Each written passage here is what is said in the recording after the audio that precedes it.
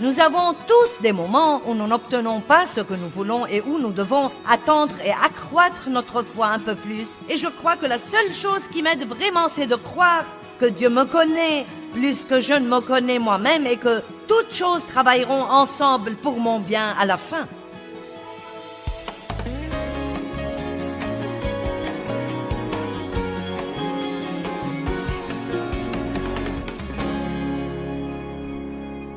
Je crois que nous avons tous un peu plus de crainte que nous le croyons. Il y a certainement les grandes craintes que nous reconnaissons et que nous essayons de combattre.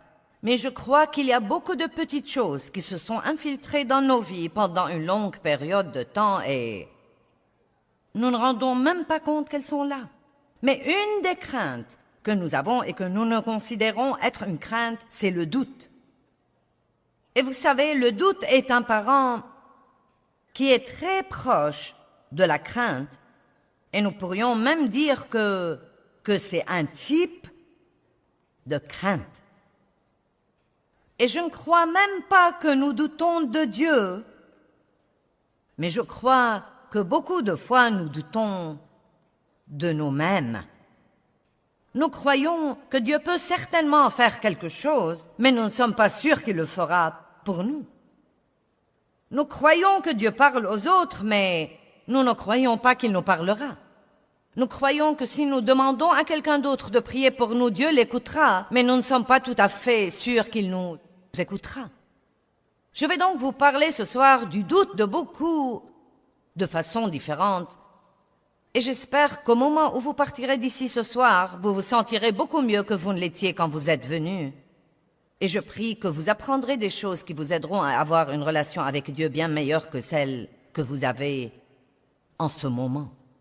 Je crois que Dieu admire la hardiesse.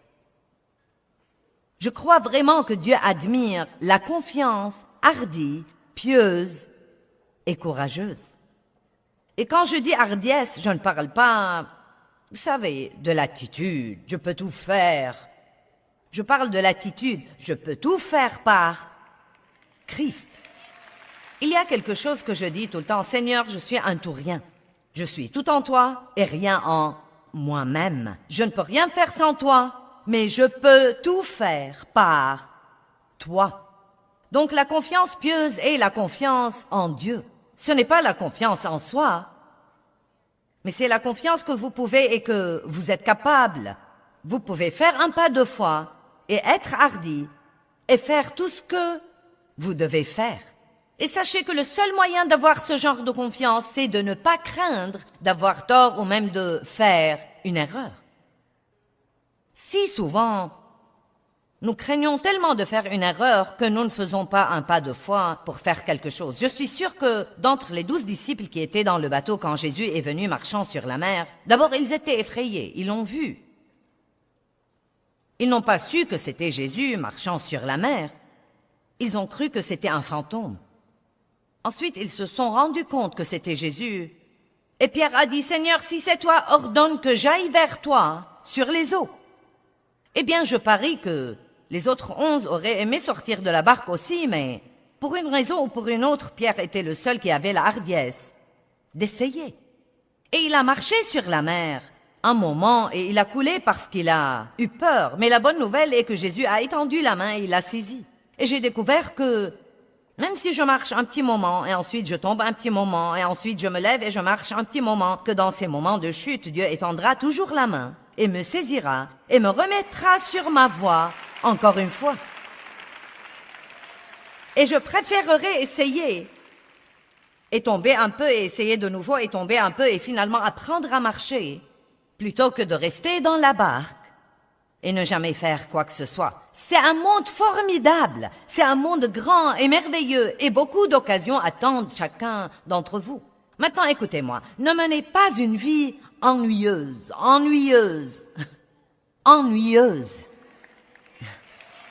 Vous m'avez entendu? Eh bien, je suis si ennuyé. Si vous êtes ennuyé, je suis sûre que c'est de votre faute. Et cela vient en grande partie d'être tellement accro à la sécurité que vous continuez à faire la même chose bête, ennuyeuse, sûre, maintes et maintes fois. et vous ne sortez jamais de la barque pour faire quelque chose de différent. Je me suis rendu compte, et vous allez rire quand je vais dire ça, mais je me suis rendu compte que quand j'avais environ, j'approchais la cinquantaine, c'était à l'époque où les femmes portaient des collants et des bas nylons, et j'avais toute ma vie porté des collants couleur bronze.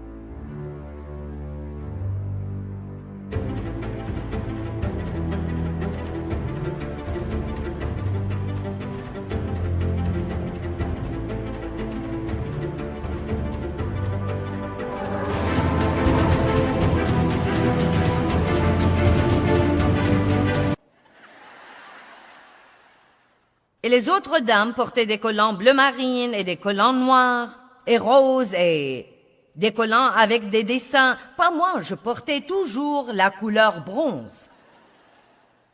C'était un grand pas de foi pour moi de porter des collants d'une couleur différente.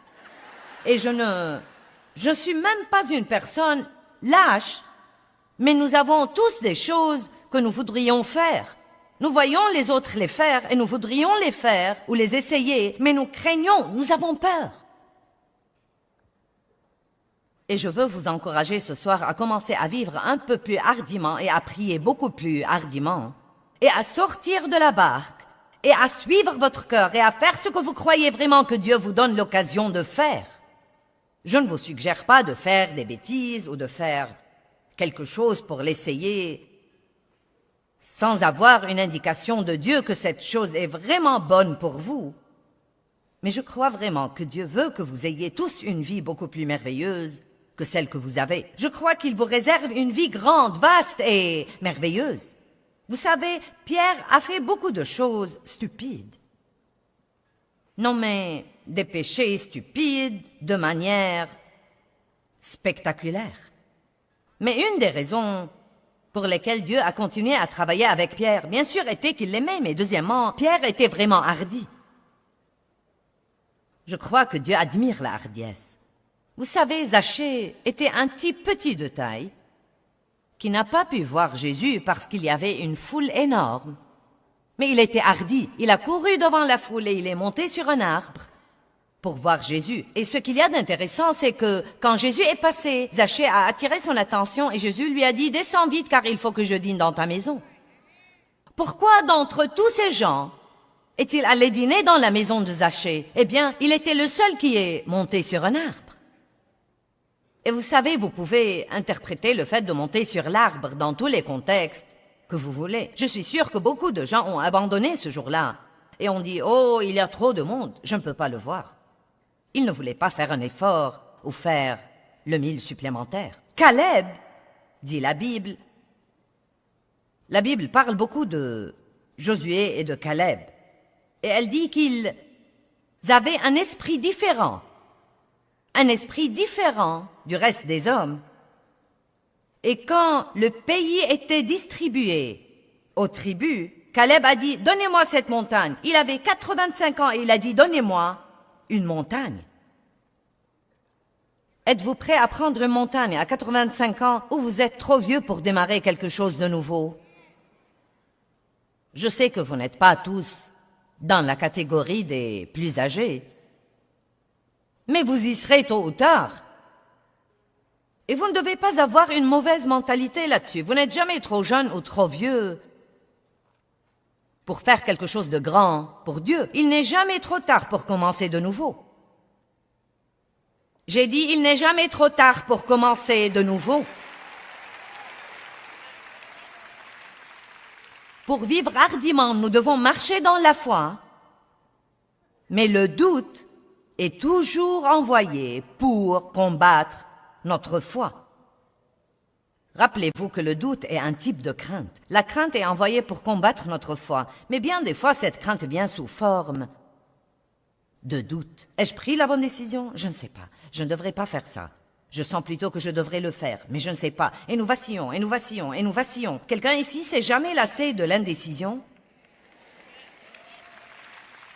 Tôt ou tard, vous devez prendre une décision et essayer quelque chose.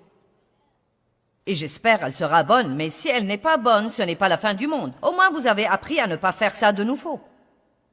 J'ai appris beaucoup de choses en les faisant mal d'abord et en découvrant plus tard comment les faire comme il faut. Regardons Romains chapitre 4 à partir du verset 18. Une histoire bien connue d'Abraham. Je crois que je l'ai partagé dans un autre contexte dans ma dernière conférence, mais il va si bien ici, je dois la partager de nouveau. Car Abraham, n'ayant plus de raison humaine pour l'espérance, a continué à espérer dans la foi qu'il serait le père d'un grand nombre de nations selon la promesse de Dieu. Dieu lui avait dit « Ta descendance sera innombrable ». Eh bien, le problème avec les descendants était qu'ils n'avaient même pas d'enfants. Il ne faiblit pas dans la foi en considérant l'impotence absolue de son corps, qui était quasiment mort puisqu'il avait près de 100 ans, ou en considérant l'état de mort du sein de Sarah. Il a vraiment considéré ça, il y a vraiment pensé, il a vraiment regardé, mais il croyait toujours que Dieu était plus grand. Mais regardez le verset 20. Ni l'incrédulité, ni la méfiance ne l'ont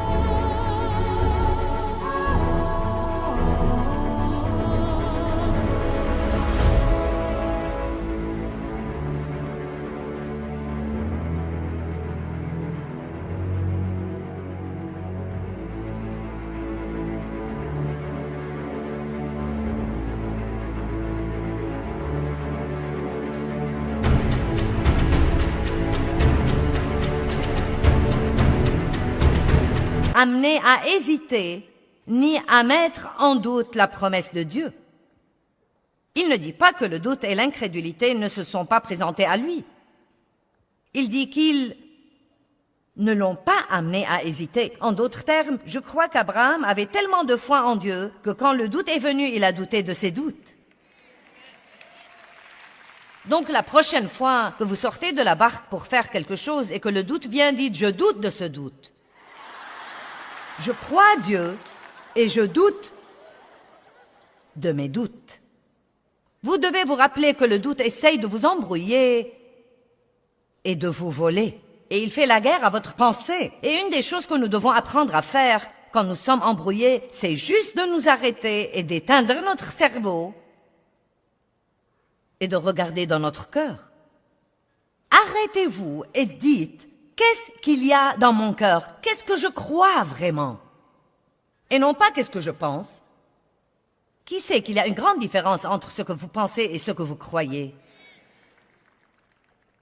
La pensée est le champ de bataille et Satan fait la guerre à votre pensée en tirant sur vous une pensée après l'autre, après l'autre, après l'autre. Nous avons parlé ce matin des projectiles enflammés de l'ennemi. Et nous avons dit que le bouclier de la foi est la seule chose avec laquelle nous pouvons éteindre tous les projectiles enflammés de l'ennemi. Et je crois que ces projectiles enflammés sont lancés contre nos pensées et nos émotions. Amen. Et donc, quand vous croyez dans votre cœur que vous êtes censé faire quelque chose, et ça vient normalement comme une extrême onction ou ce que j'appelle un scepticisme pieux. Oh! Et ensuite, vous y pensez. C'est incroyable les rêves que nous tuons en y pensant. Je dis toujours que vous pouvez tuer une chose si vous y pensez assez longtemps. David avait la confiance qu'il pouvait tuer Goliath. bien qu'il fût beaucoup plus petit et qu'il n'eût pas été bien équipé. Cela dit, tu devrais au moins porter mon armure. David a essayé de la porter, il n'a pas pu, parce qu'il voulait y aller par la confiance en Dieu. Et j'aime ce que dit la Bible, que quand lui et Goliath se parlaient insolemment et que Goliath l'a menacé, « Je vais faire ceci et je vais faire cela. » Bien sûr, David a répondu, « Je viens à toi au nom du Seigneur des armées, et je te couperai la tête aujourd'hui. » Et la Bible dit que David a couru à toute vitesse vers la ligne de bataille, et j'aime beaucoup ça, car s'il était resté debout là à regarder Goliath trop longtemps, il aurait couru dans l'autre sens. Et je crois qu'Abraham a considéré son corps impuissant, mais il ne l'a pas regardé pendant 3 semaines. Peut-être qu'il a regardé Sarah qui était un peu vieille et ridée et qui avait déjà eu la ménopause et qu'il a pensé, pas moyen.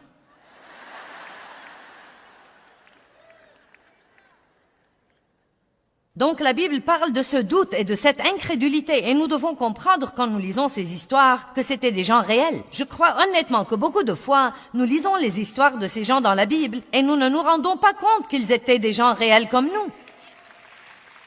Le diable les poursuivait, ils avaient donc des pensées, ils ont dû marcher dans la foi. Ils avaient le doute, ils avaient la crainte. Et les choses que nous les voyons faire ont été écrites pour notre instruction, pour que si nous suivons leur exemple, nous puissions avoir le même genre de victoire qu'ils ont eu. Et donc, que dit-il encore d'Abraham? Si nous pouvons mettre les versets sur l'écran. Il dit, « Ni l'incrédulité ni la méfiance ne l'ont amené à hésiter ni à mettre en doute la promesse de Dieu, mais il fut affermi et fortifié par la foi, comme il louait et rendait gloire à Dieu. » Qu'a-t-il donc fait? Quand le doute est venu, il a ouvert sa bouche. Et qu'est-ce que la louange? La louange, c'est raconter une histoire sur la bonté de Dieu.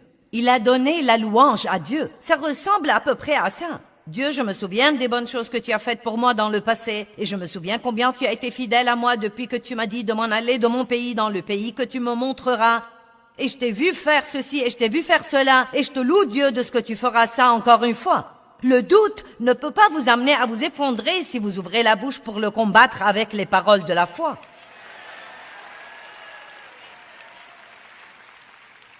Et c'est facile de douter, c'est facile de croire ce que vous ressentez. Mais croyez-moi, si vous ouvrez votre bouche pour dire ce qu'il faut quand vous êtes dans une bataille, écoutez-moi. Quand vous avez une bataille dans votre pensée, le meilleur moyen d'arrêter les mauvaises pensées, c'est de dire quelque chose de bien. Quand le diable dit « vous n'y arriverez pas », ouvrez votre bouche et dites « j'y arriverai en Dieu, car tout ce que je mets la main dessus prospère et réussit ». La parole de Dieu est l'épée de l'esprit. Il en parle dans Éphésiens 6 aussi. Il dit « nous devons brandir cette épée à double tranchant ». Eh bien, quand vient le doute? Le doute et l'incrédulité viennent quand nous attendons. Si nous prions et que nous obtenions ce que nous voulons immédiatement, nous n'aurions jamais...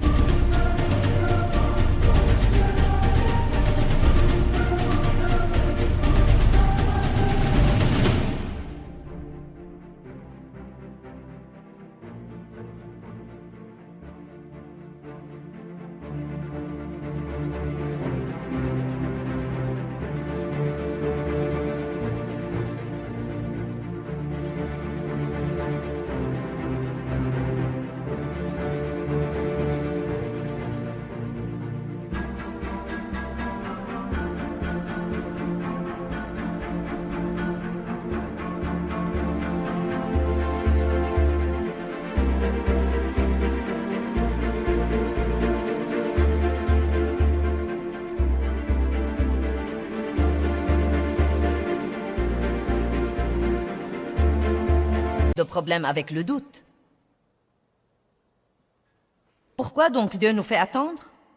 Parce que notre foi doit être testée pour voir si elle est réelle et authentique. Elle doit être testée afin de grandir. Accroître vous fait grandir. Et beaucoup d'entre vous, et je pourrais même dire la plupart d'entre vous, êtes dans une situation dans votre vie où vous faites ça. Et c'est étonnant ce que ça peut être parfois exaspérant quand vous savez que vous savez que vous savez que ce que vous demandez à Dieu de faire ne demande aucun effort de sa part. Et pourtant, il vous fait attendre. Est-ce que quelqu'un d'entre vous sait de quoi je parle? Ou bien vous continuez à faire face à la même chose, encore et encore et encore et encore. Laissez-moi vous dire quelque chose. Je ne sais pas quel genre de semaine vous avez passé, mais ma semaine n'était pas si merveilleuse non plus.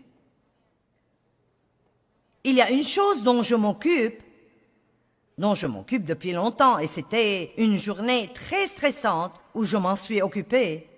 Et voilà, après m'en être occupée pendant presque 4 ans, j'ai eu un exaucement et un bon rapport. Mais attendez. Le même jour, quelque chose d'autre est survenu que je croyais être résolu. J'étais sûre qu'il était résolu. Je jouissais de ma paix. Je remerciais Dieu pour la victoire et tout le gâchis a recommencé de nouveau. Nous avons tous toujours quelque chose pour nous exercer. J'étais plutôt contente de prêcher la foi ce week-end. Car si vous n'en avez pas besoin, ça m'aidera à moi. Nous avons tous des moments où nous obtenons ce que nous voulons et nous avons tous des moments où nous n'obtenons pas ce que nous voulons et où nous devons attendre et accroître notre foi un peu plus. Et je crois que la seule chose qui m'aide vraiment, c'est de croire que Dieu me connaît plus que je ne me connais moi-même et que toutes choses travailleront ensemble pour mon bien à la fin.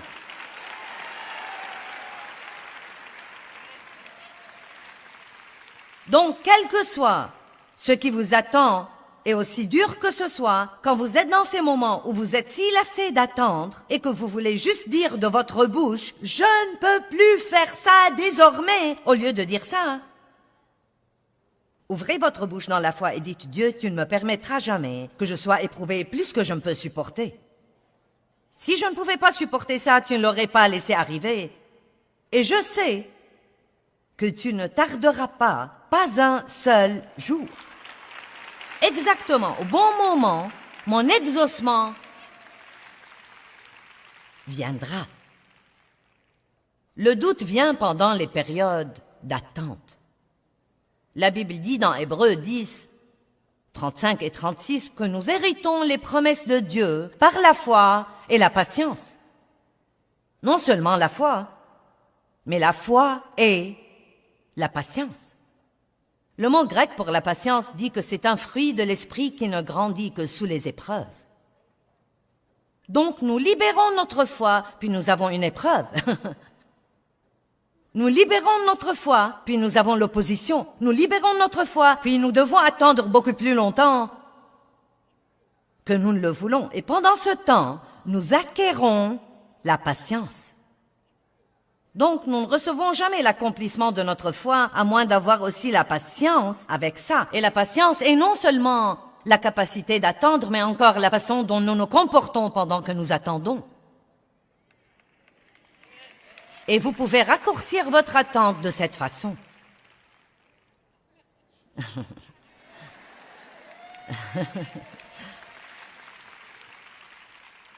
Je prierai pour vous ce que Paul a prié pour l'Église dans Colossiens. Il n'a jamais prié pour que leurs problèmes s'en aillent. Pas une seule fois vous ne trouvez Paul prier pour que les problèmes de n'importe quelle Église s'en aillent. Il n'a jamais prié ça, pas une seule fois.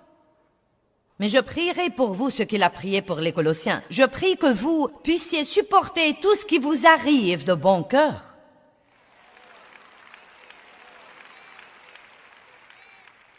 Et vous voyez, dès le début d'un problème, si nous pouvons continuer à louer Dieu et à rester stable, continuer à marcher dans l'amour, ne pas prendre une mauvaise attitude, je crois que l'attente serait probablement beaucoup plus courte qu'elle ne l'est normalement. Vous n'avez pas besoin d'être un génie pour comprendre pourquoi nous devons avoir ces temps de croissance. Tout ce que nous devons faire, c'est de faire attention à notre comportement dans les épreuves. Je vais parler à ces gens par ici. Ils se comportent mieux que vous.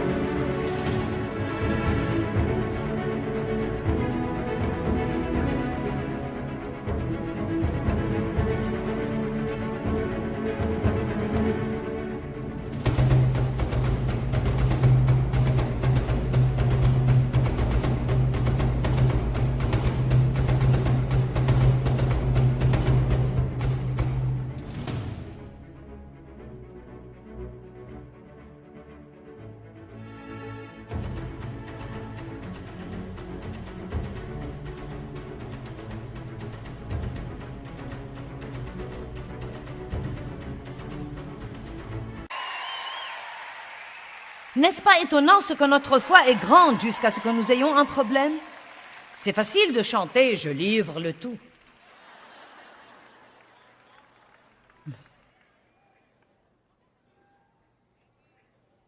Exode 13, 17, je veux que vous regardiez quelque chose que je trouve intéressant. Lorsque Pharaon laissa aller le peuple, Dieu ne le conduisit point par le chemin du pays des Philistins, quoique le plus proche, car Dieu dit « Le peuple pourrait se repentir en voyant la guerre et retourner en Égypte. » En d'autres termes, ce qu'il dit là, c'est que Dieu les a conduits exprès par un chemin long et dur. Pourquoi? Parce qu'il dit qu'ils n'étaient pas prêts pour la guerre. Pourquoi devaient-ils être prêts pour la guerre? Parce que Dieu voulait qu'ils entrent et possèdent le pays. Mais si vous étudiez le mot « posséder », il veut dire que pour posséder, vous devez déposséder les occupants actuels. Donc, quand Dieu les a envoyés dans la terre promise, il ne les envoyait pas dans un endroit où il n'y avait pas d'ennemis, c'était plein d'ennemis. Il allait y avoir guerre après guerre, après guerre, après guerre. Ils ont dû prendre Jéricho, ils ont dû prendre une ville, après l'autre, et Dieu a dû les laisser errer là-bas, avoir leur mauvaise attitude, murmurer, se plaindre, ronchonner, tout critiquer, être impatients, vouloir revenir en Égypte, car quand ils étaient d'abord sortis, ils n'étaient pas assez forts pour entrer et posséder ce pays et faire face aux ennemis qui y sont. Et beaucoup d'entre vous ont de très grands rêves dans votre cœur et des choses que vous voulez faire, et vous ne comprenez pas pourquoi Dieu ne les réalise pas. Peut-être que vous n'êtes pas encore prêt à faire face aux ennemis auxquels vous devriez faire face.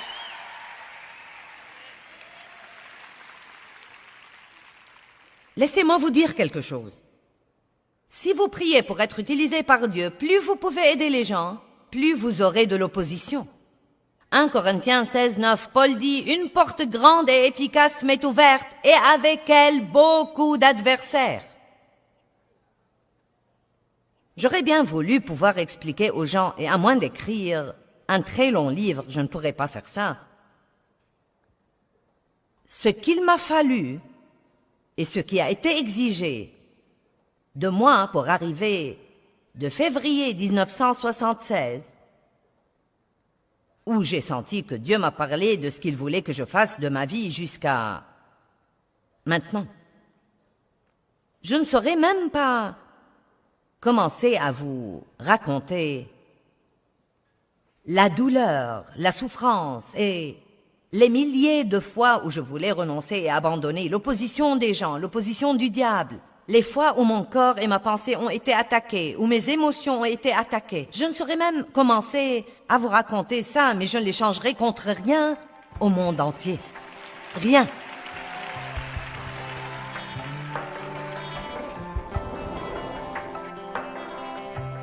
Eh bien, je veux juste vous rappeler l'importance de prononcer des paroles de foi, même quand la crainte et le doute essayent d'avoir accès à votre pensée. C'est comme ça que vous pouvez vous défendre. Un des meilleurs moyens d'arrêter une pensée, c'est de dire quelque chose qui est vraiment ce que vous préféreriez penser.